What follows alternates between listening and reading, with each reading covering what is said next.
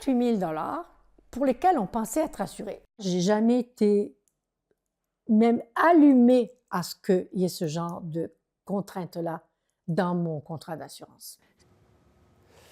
Un extrait d'un reportage de l'émission La Facture. Cette résidente de Calgary raconte la tempête de grêle qui a endommagé des dizaines de milliers de maisons l'été dernier, dont la sienne.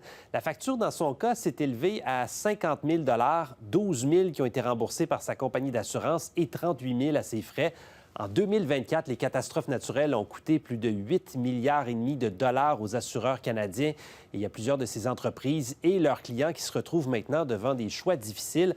Pierre Babinski est directeur des communications et des affaires publiques au Bureau d'assurance du Canada. Bonsoir, M. Babinski. Bonsoir. À quel point ces phénomènes extrêmes sont devenus un fardeau important pour les compagnies d'assurance?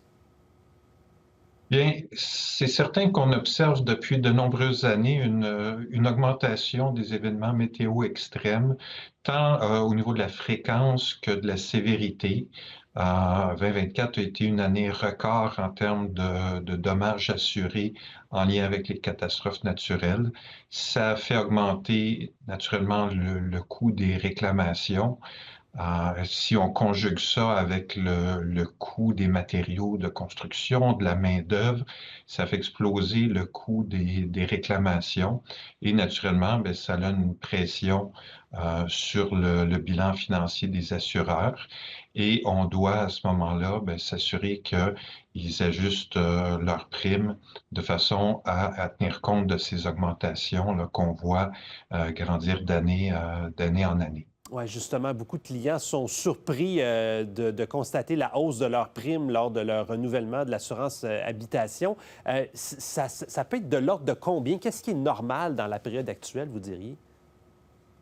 Bien, ça va varier. Chaque assureur va regarder son dernier exercice financier, va voir son bilan, combien de dommages il a eu à payer. Donc, quel est le montant en prime qu'il doit collecter dans la prochaine année pour payer les réclamations qu'il prévoit avoir à payer.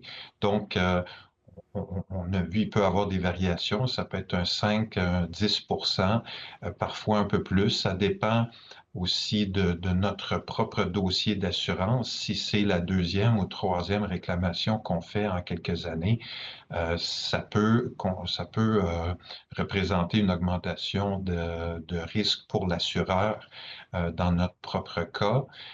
Mais de façon générale, on a observé peut-être un 5 à 10 d'augmentation là, annuellement. On va voir d'ailleurs ce soir dans le reportage de la facture des gens qui reçoivent des avis de non-renouvellement de la part de leur assureur, justement parce que ça fait plusieurs réclamations. Dans quel cas ça se produit, ça? Bien, vous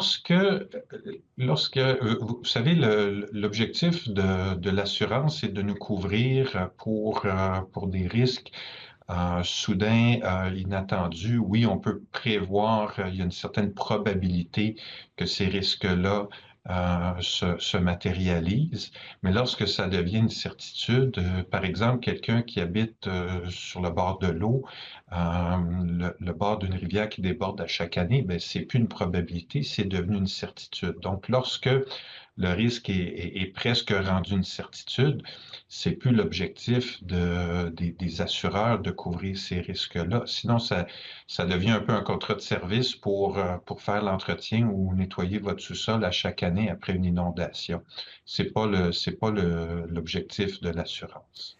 Vous savez comme moi que les gouvernements, les municipalités réfléchissent à l'impact de ces changements climatiques aux événements à répétition. Est-ce qu'on doit, selon vous, est-ce qu'on pourrait déplacer des résidents, relocaliser des quartiers? Est-ce que c'est une partie de la solution plutôt que de rebâtir, de réparer en restant au même endroit? Tout à fait. Il faut considérer tout ce qu'on peut faire pour diminuer le nombre de propriétés, le nombre de personnes qui sont à risque, que ce soit inondation ou d'autres formes de risques. Donc, pour nous, ça fait quand même plusieurs années qu'on demande au gouvernement fédéral un programme national d'assurance inondation pour les propriétés les plus à risque. On demande que qu'on investisse dans des infrastructures de protection, des ouvrages de protection qui pourraient protéger certaines communautés.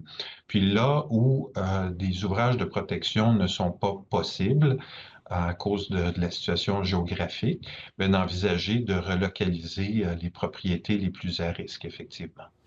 On en est rendu là, malheureusement. Pierre Babinski, merci beaucoup d'avoir fait le point avec nous. Ça m'a fait plaisir.